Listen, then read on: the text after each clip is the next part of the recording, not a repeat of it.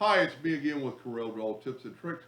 Somebody's doing some pretty neat stuff, but they're slowing down. They followed one of my videos, but they want the lines to be thicker, so they're drawing a six-sided polygon, and then they're taking the lines and going from the center out to make a cube, and then they want to make those lines thicker.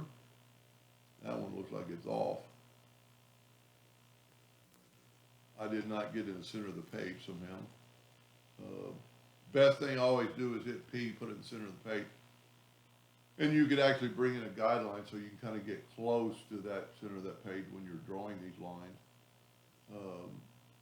There's the center, so we'll go outward, go inward to the center, doesn't really matter, go inward to the center.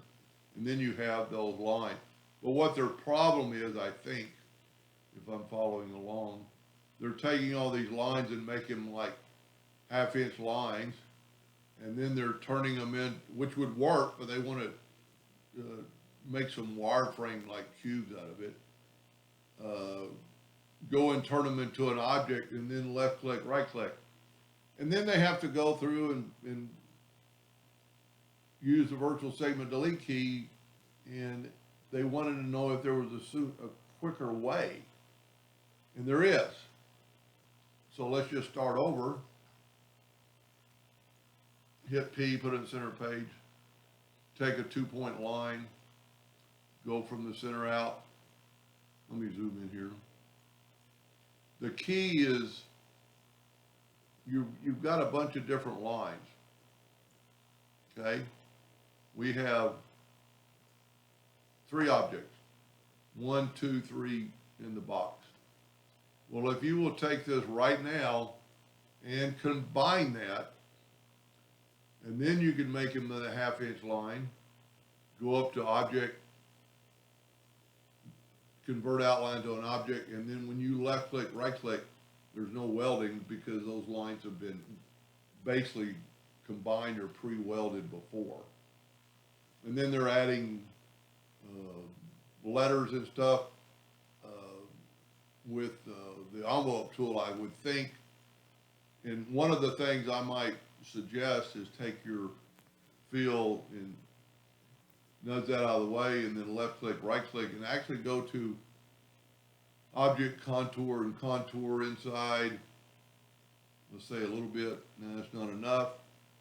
We'll go 0.5.